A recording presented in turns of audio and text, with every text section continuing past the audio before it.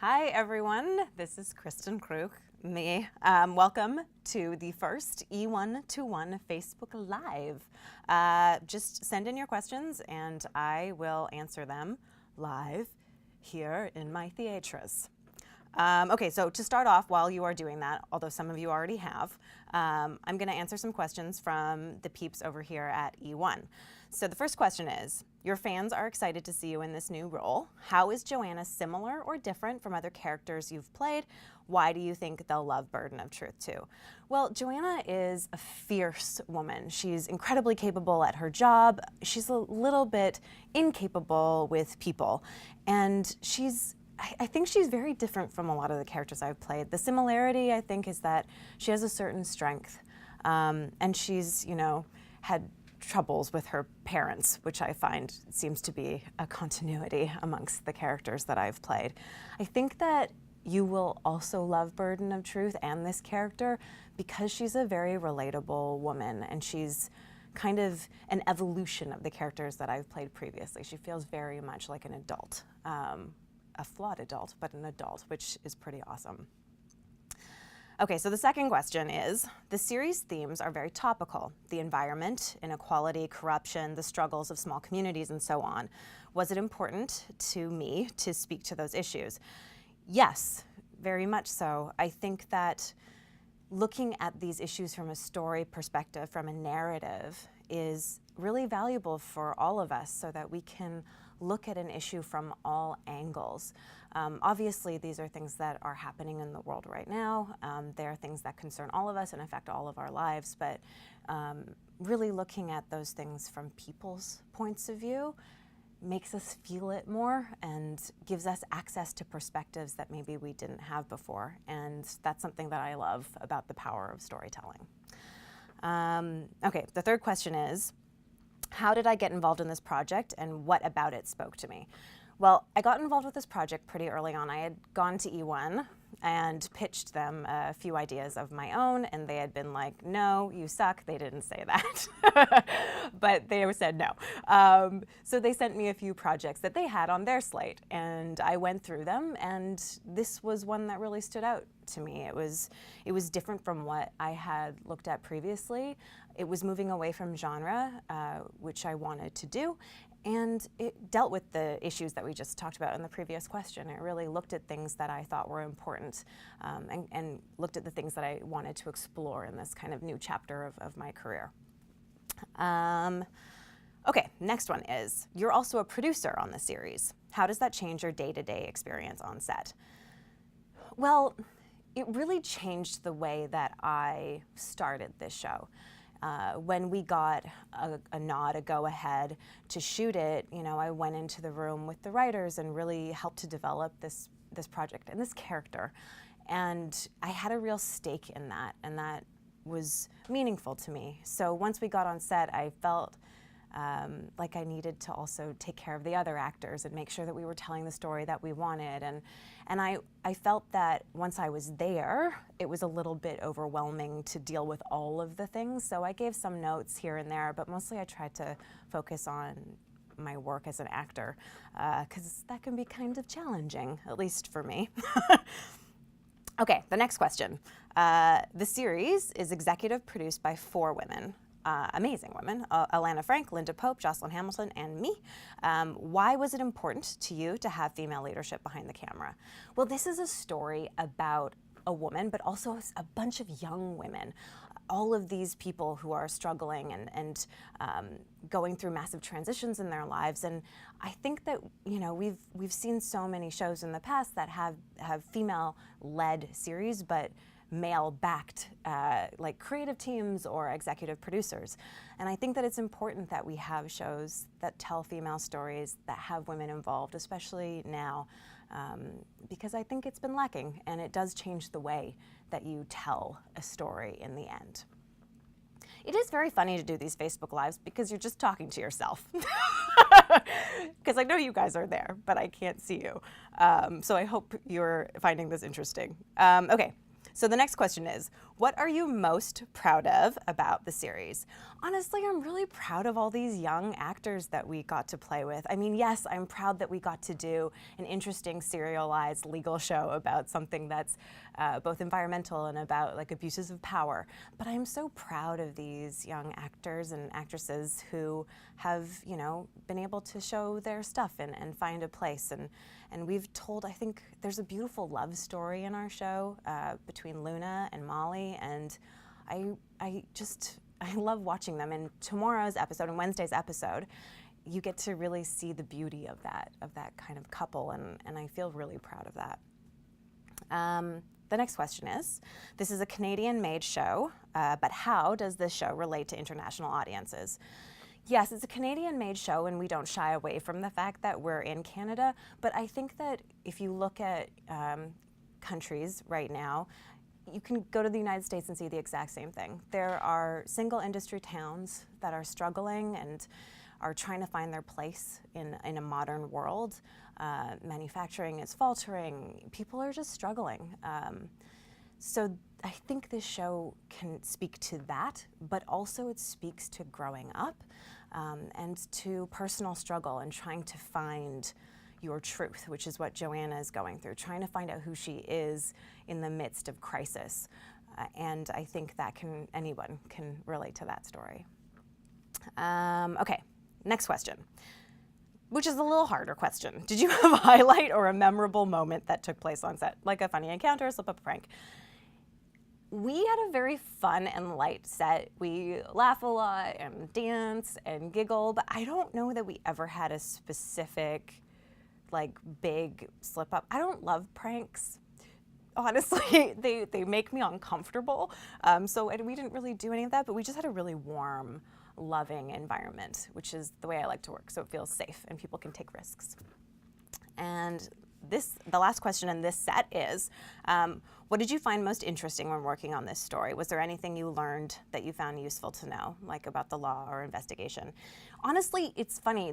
I knew this before in a way, but a lot of law is paperwork and digging through paperwork. And that was interesting for me to kind of grapple with when you're trying to tell a dynamic story. And also really looking at, it's about how much resources somebody has if they're gonna win a case. The people with the resources tend to win. And so that's why this story, I think, is so compelling. It's about the underdog, the people that don't have the money and they don't have the reach, trying to fight against a much more powerful and resourceful enemy. And I think that's very interesting. Okay, so we are going on to the fan questions. The first one's from Olivia Victoria from Fort Erie. Hi, Olivia. You're a big reader, and I know you used to journal sometimes. If you were to ever write a book, what would it be about? I don't know. I've always struggled to have like complete stories in my head, beginning, middle, end, and so the idea of writing a full book is incredibly daunting. Maybe I could write 2 essays. Would that suffice for a full book? I don't know. I doubt it. Okay. The next is from Anne Paris from Paris, France. You are a talented and successful young actress with many roles. How sweet. Which role left the most impact on your heart? It's a lovely question. There was a role I did in a film called Partition that really left an impact on me. And that, I mean, it was a love story, star-crossed lovers, which seems to be a theme in my life also, as an actor anyway.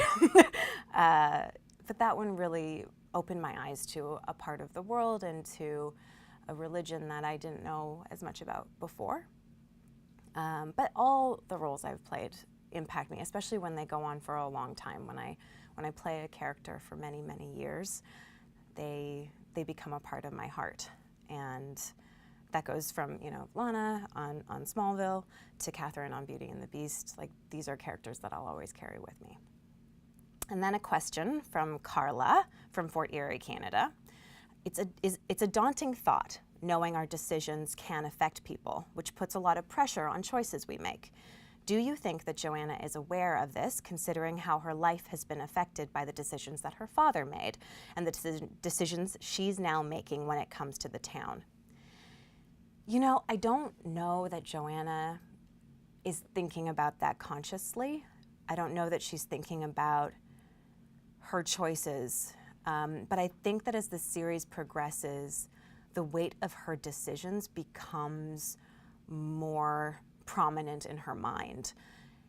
And I think she tries to divorce herself from those effects and tries to kind of just make choices that are best for her. And that just becomes more and more difficult to do.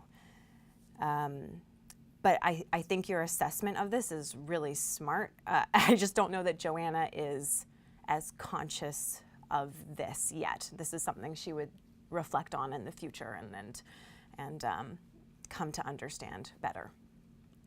Sarah from Toronto, Canada asks, how does working on set in Canada compare to shooting elsewhere?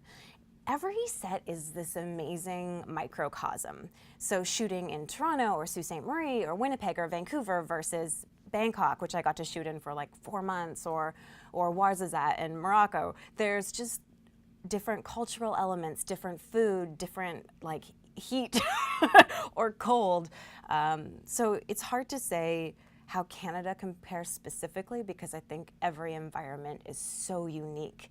It is comprised of all of these beautiful individuals working together, and that produces something that it's not as clear for me to define. Hope that's an okay answer.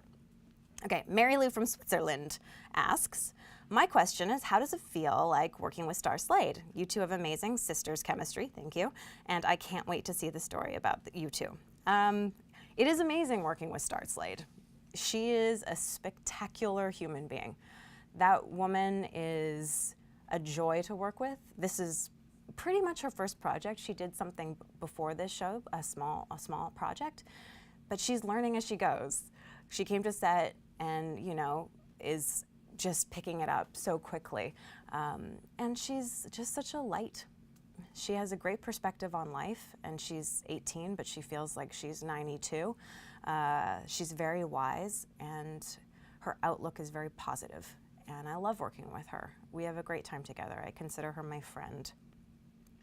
Drew from Toronto asks, hi Kristin, legal dramas are so popular right now. What makes Burden of Truth stand out from the crowd? Interesting question. So I was watching a few legal series just to get a sense of the genre. And I feel like this show is very different in that it focuses a lot on those affected by the crime, as opposed to the lawyers in an office dealing with their interpersonal dramas and also trying to win a case. So you get to live in the lives of the community and the people, and I think that makes it really unique. It's really easy to divorce ourselves from what goes on for people, and this show doesn't really allow you to do that. So I think that's how it's very different, and also one of the things I love about it. Luke asks, considering that Burden of Truth is that must-watch show, what is your must-watch show? Good question. I love and am waiting for Better Call Saul to come back on the air. I think that show is fantastic, funny, subtle, human. It's shot beautifully. I love it. That is the one that I am like dying for it to come back so I can watch it. Danny asks, did you find that being a producer helped you to grow as an actress too? Yeah, I think so. I mean, when you're looking at it from a producerial perspective, you kind of see it as from a macro perspective. And as an actor, sometimes you get caught in the micro, you get caught in the minutia of your own character and their experience. But a story is not just one character's experience. A story is all of those elements coming together. And so it's good for actors, I think, to, maybe not all actors don't work like this, but it was good for me to be able to see both sides of it because it helps me to craft the story better through my performance. So yes, it did, to answer your question. And I think that's it. thank you guys so much for watching the stream. I hope you enjoyed it. I hope that you got something out of it. And remember to tune in tomorrow for the return of Burden of Truth. That's Wednesday at 8 p.m. on the CBC. And stream it later also. And then stay tuned for the next eOne to One Facebook Live that's coming soon. Thank you guys so much.